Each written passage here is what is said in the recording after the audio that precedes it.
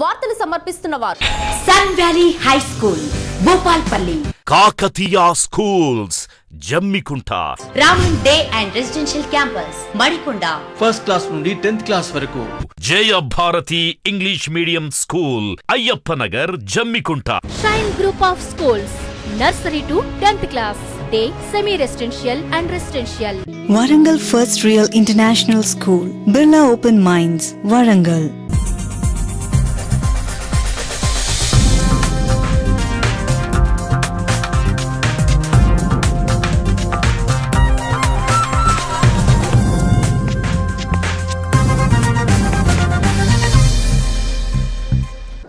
నమస్తే, మీరు చూస్తున్నవి RB news. నేను సమీర్. బులెటిన్లో ముందుగా హెడ్లైన్స్.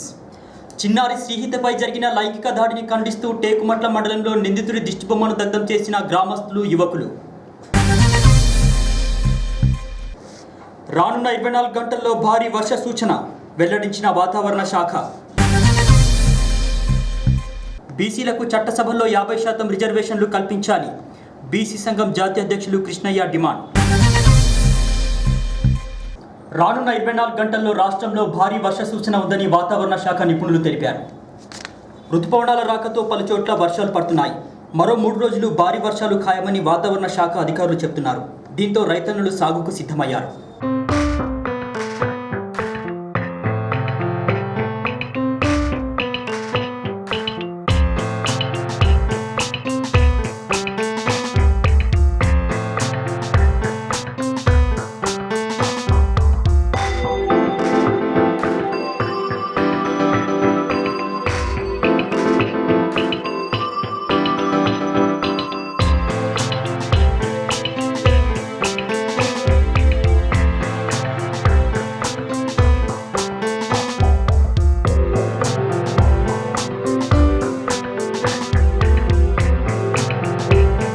ఇక నైరుతి రుతుపవనాల ప్రభావంతో హైదరాబాద్లో పలుచోట్ల భారీ వర్షం కురిసింది. అబిడ్స్, నాంపల్లి, బేగం బజార్, ఎర్రగడ్డ, అదేవిధంగా రామోజ్ ఫిలిం సిటీతో పాటు పలుచోట్ల భారీ వర్షం పడింది. ఈదురుగాలులతో కూడిన వర్షం పడడంతో హోర్డింగ్లు నేలకొరిగాయి. పలు కాలనీల్లో భారీగా వర్షపు నీరు నిలవడంతో స్థానికులు ఇబ్బందులు పడ్డారు.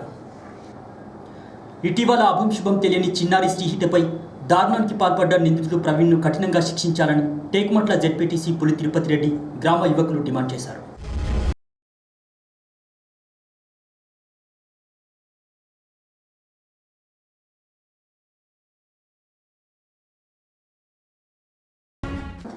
ఈ మేరకు టేకుమట్ల మండల కేంద్రంలో నిందితుడు ప్రవీణ్ దిష్టిబొమ్మను దగ్ధం చేశారు.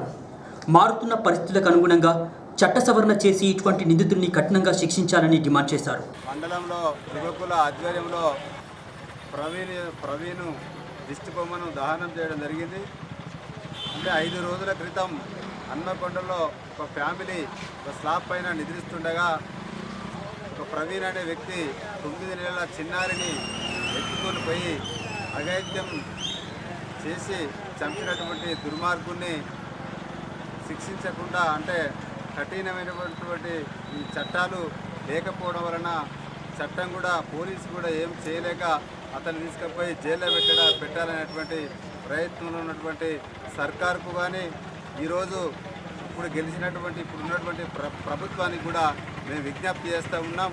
ఏంటంటే ఎప్పుడో గుర్తు తెలియనప్పుడు కొన్ని సంవత్సరాల క్రితం తయారు చేసినటువంటి చట్టాలను ఇప్పుడు ఈ కాలానికి అనుగుణంగా ఈ ద్రోహులను శిక్షించడానికి, కాల్చి చంపడానికి ఒక కఠినమైనటువంటి చట్టాలను తయారు చేయాలని, ఇలాంటి తప్పు మరొకరు చేయకుండా కఠినమైనటువంటి శిక్ష ఉంటేనే ఈ ముందు ఇటువంటి అత్యాచారాలు జరిగాయని ప్రభుత్వము, పాలకులు ఆలోచన చేసి చట్ట సవరణ చేయాల్సినటువంటి బాధ్యత ఈ పాలకుల పైన, ఈ ప్రభుత్వం పైన ఉందని మేము విజ్ఞప్తి చేస్తూ, మేము అధికారంలో ఉన్నా, మేము ఆ పదవులలో ఉన్న ఈ ప్రభుత్వానికి ఈ చట్టాలను కానీ సవరించాలని, ఈ యొక్క చట్టంలో ఉన్నటువంటి ముఖ్యమంత్రి కేసీఆర్ కానీ తర్వాత శాసనసభ్యులంతా కూడా ఈ యొక్క చట్టసభలను కఠినంగా శిక్ష పడేటట్టుగా తయారు చేయాలని ప్రభుత్వానికి మేము విజ్ఞప్తి చేస్తూ ఉన్నాం. హన్మకొండలోని 9 నెలల పసికందుపై 8 తెలియని అభయబిరాలపై అతి కిరాతకమైనటువంటి పరిస్థితి మొన్న దుర్ఘటన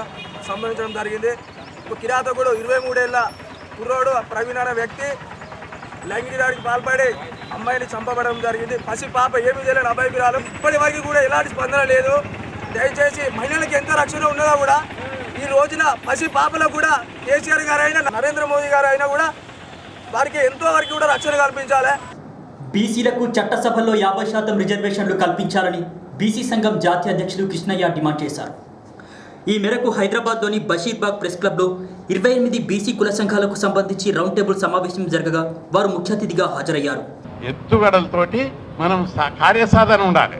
ఆ విధంగానే మనం పోయి వాళ్ళకి ఈరోజు జగన్మోహన్ రెడ్డి గారు మాట ఇచ్చారు. ఈరోజు పార్లమెంట్లో బీసీ బిల్లు పెట్టించారు. అదే ఒక హిస్టారికల్ ఈవెంట్ బీసీ బిల్లు పెట్టడం. మొన్న రాజ్యసభలో ఫ్రైడే చర్చకు వచ్చింది. 2 గంటలు మాట్లాడారు. మాట్లాడిన ప్రతి ఒక్కరు బీసీ బిల్లుకు మద్దతు ఇచ్చారు. 71 ఏళ్ళు ఈ దేశంలో బీసీలను బిచ్చగాలం చేశారు. ప్రజాస్వామ్యం పోయి ధనస్వామ్యం కావడంతో ఎవడు కూడా మనోడు గెలుస్తలేడు, ఎవరిని కూడా గెలవనిస్తలేడు. డబ్బు ఎదజాలుడు గెలుస్తాడు.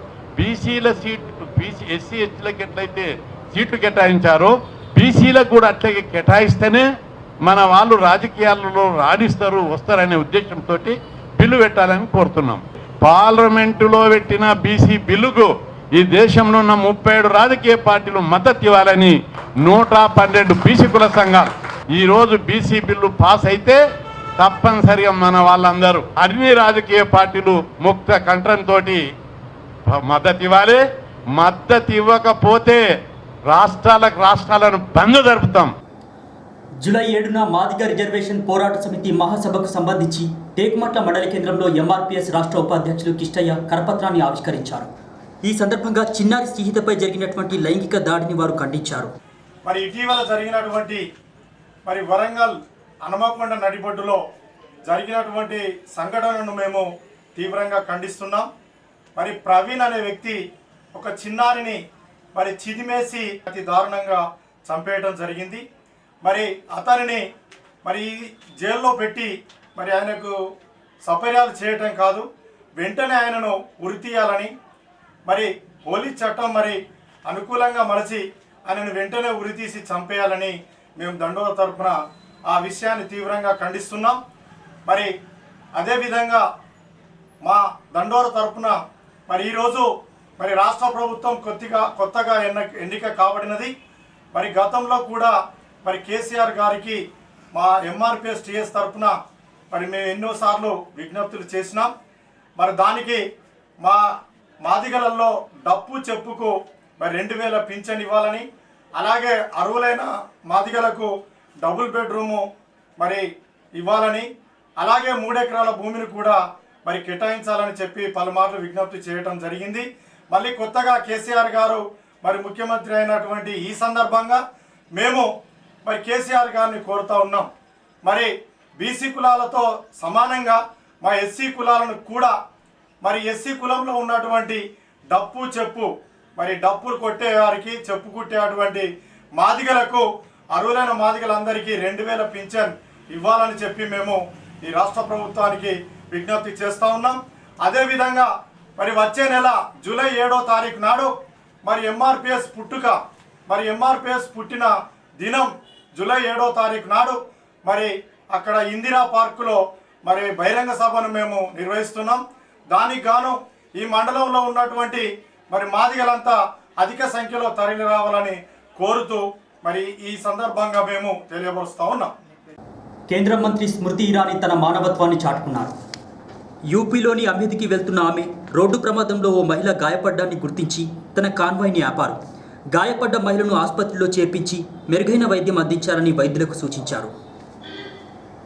అక్రమ బెల్ట్ షాపులను ఎత్తివేయాలని మహబూబాబాద్ కొత్తగూడ ఏజెన్సీ ప్రాంతంలో మహిళలు ఆందోళనకు దిగారు.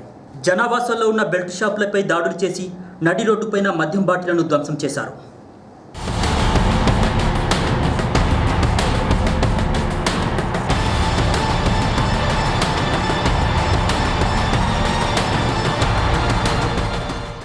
వాణిజ్య వాహనాల వేగానికి కళ్ళెం వేయాలని రాష్ట్ర ప్రభుత్వం నిర్ణయించింది. ద్విచక్ర వాహనాలు, ఆటోలు, పోలీస్, అగ్నిమాపక శాఖ అంబులెన్స్లు ఇవి మినహా అన్ని వాణిజ్య వాహనాల వేగాన్ని 80 కిలోమీటర్ల మించకుండా నియంత్రణ పరికరాలు అమర్చుకోవాలని ప్రభుత్వం త్వరలో దీనికి సంబంధించి ఉత్తర్వులను జారీ చేయనుంది. టీఆర్ఎస్ జిల్లా పార్టీ కార్యాలయాలకు సంబంధించి భూమి పూజకు రంగం సిద్ధమైంది. ఇప్పటికే దీనికి సంబంధించి ఆ పార్టీ రాష్ట్ర వర్కింగ్ ప్రెసిడెంట్ కేటీఆర్ పార్టీ కార్యాలయాల శంకుస్థాపన ఏర్పాట్లపై సమీక్ష నిర్వహించారు. ఈ సందర్భంగా అన్ని జిల్లాల పార్టీ నాయకులతో కేటీఆర్ ఫోన్లో మాట్లాడారు. భూమి పూజ నిర్వహించే స్థలాలను వెంటనే పరిశీలించి సిద్ధం చేయాలని సూచించారు. జిల్లా పార్టీ కార్యాలయాల నిర్మాణానికి అధిష్టానం అన్ని విధాలుగా అండగా ఉంటుందని స్పష్టం చేశారు.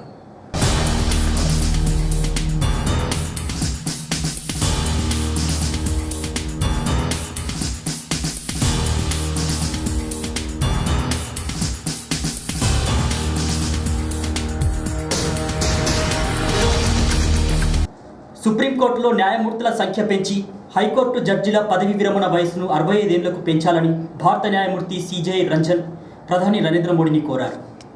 ఈ మేరకు ప్రధాని నరేంద్ర మోడీకి వారు 3 లేఖల్ని రాశారు. ఎన్నో ఏళ్లుగా పెండింగ్లో ఉన్నటువంటి కేసులకు మోక్షం కల్పించేందుకు ఈ నిర్ణయాన్ని సత్వరమే తీసుకోవాలని కోరారు. ఇవి నాటి వార్తా విశేషాలు. తిరిగి ప్రసారమే వార్తల్లో మళ్ళీ కలుసుకుందాం. చూస్తూనే ఉండండి ఆర్బీ న్యూస్.